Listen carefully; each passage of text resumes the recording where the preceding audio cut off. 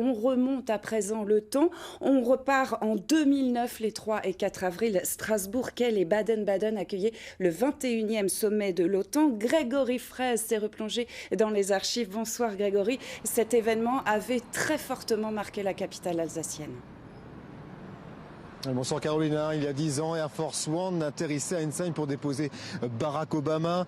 28 chefs d'État et de gouvernement se donnaient rendez-vous à Strasbourg, accompagnés par des milliers de personnes au sein des délégations, près de 4000 journalistes et puis des milliers d'opposants aussi à l'Alliance Atlantique qui manifestaient. Puis au milieu de tout ça, bien des Strasbourgeois, parfois bloqués, parfois spectateurs ou victimes de violents débordements.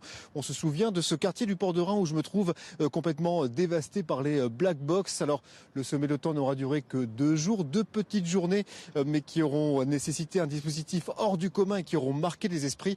On vous propose en effet de revivre tout cela en archive et en témoignage, le tout compilé par Xavier Châtel.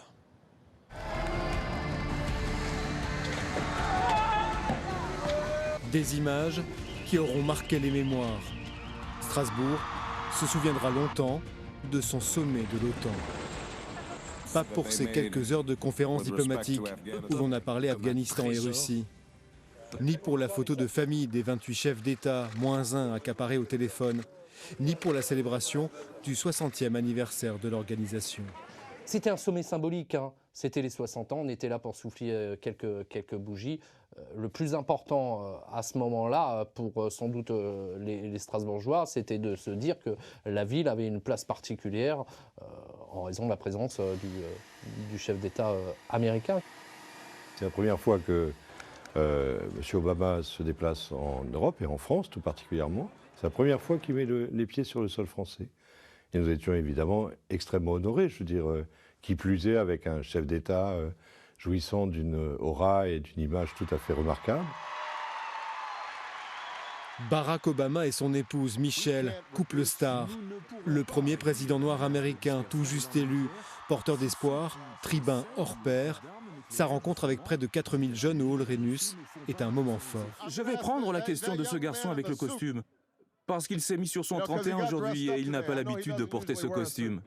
Il touche le cœur des gens et ceux qui ressortent de ce meeting, je veux dire, sortent galvanisés à fond, je veux dire, encore plus amoureux, j'ai envie de dire, de Barack Obama qu'il n'y était rentré. Écoutez, là, il y a 100 mètres, je peux passer. Non. Pour accueillir les 28 délégations et assurer leur sécurité, la ville est barricadée. Il faut se rappeler que les États-Unis arrivent à peu près avec 1 millier de personnes autour de Barack Obama. Et que l'hôtel Hilton est transformé en glacis. 30 km de barrières, des zones interdites, 40 000 badges distribués, un dispositif inédit, l'une des plus grandes opérations de sécurité jamais menées sur le territoire français. Ah oui, c'est Fort Knox, hein, c'est-à-dire c'est encore retranché. Le centre-ville était, lui, totalement bouclé. Il fallait montrer patte blanche. De nombreux policiers, CRS, gendarmes étaient présents dans les rues de Strasbourg. On se retrouve à peu près avec 12 000 policiers, ce qui est tout à fait gigantesque, avec évidemment des armes tactiques, à savoir des missiles solaires, un déploiement sans précédent de barbelés coupants sur beaucoup d'endroits, des plongeurs de combat qui viennent souder les plaques qui peuvent se trouver sous l'île et les souterrains qui peuvent encore y exister. Toutes les plaques d'égout de la ville sont soudées. Et puis il faut recenser, travail incroyablement difficile, tous les usages de la ville. Comment est-ce qu'on déplace un blessé? Comment est-ce qu'on fait en sorte qu'un handicapé puisse sortir de chez lui? Tous ces usages ont été analysés. La menace la plus immédiate, la contestation. L'OTAN ne fait pas l'unanimité. En marge du sommet, comme d'habitude, un contre-sommet. Les mouvements pacifistes, anticapitalistes, anarchistes sont là. Il y a un village d'intermondialistes qui a été installé à 5-6 km du centre-ville. Il était aussi important de laisser ces habitués de ces sommets pouvoir s'approcher, mais pas trop près. Anecdote, ce camp devait être en France et en Allemagne. Et il était prévu de diviser ce camp en 2. Et les Allemands ont réussi, parce que ça a été, je crois, une performance, à faire en sorte qu'il ne soit situé qu'en France.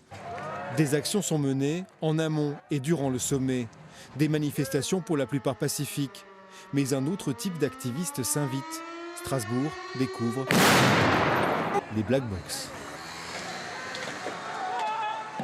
Ce sont des ultra-violents qui ont une capacité d'action incroyable, qui se déguisent très très vite, qui sont habitués au combat de rue, qui s'entraînent à cela. Le samedi 4 avril, alors que le sommet s'achève, 10 à 30 000 anti-OTAN s'apprêtent à défiler. Parmi eux, 2000 casseurs. La situation dégénère. Le quartier du Port du Rhin s'embrase. L'office du tourisme, vous le voyez, il est en feu. La douane située sur le pont de l'Europe a été saccagée. Et l'hôtel Ibis a lui aussi été saccagé par une poignée d'individus casqués et cagoulés. L'image que je retiendrai surtout, c'est cette image spectaculaire de cet îlot, de l'office du tourisme, de la pharmacie en flammes, de cet hôtel où logeaient des policiers totalement en flammes. Ça a vraiment frôlé la catastrophe. Vraiment, on s'est dit que là, on était au bord d'une catastrophe totale. Les dégâts sont très importants. Inadmissible. Inadmissible. Les habitants du quartier traumatisés. Mais aucune victime n'est à déplorer et l'État participera avec la ville au financement des réparations. Le sommet de l'OTAN est passé.